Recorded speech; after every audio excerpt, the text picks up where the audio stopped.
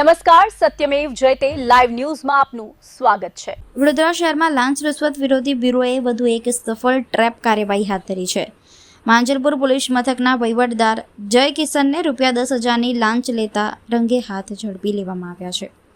સમગ્ર મામલામાં વિશ્વામિત્રી પોલીસ ચોકીના મહિલા પીએસઆઈ મલ્લિકા પરમારને વોન્ટેડ જાહેર કરવામાં આવ્યા છે।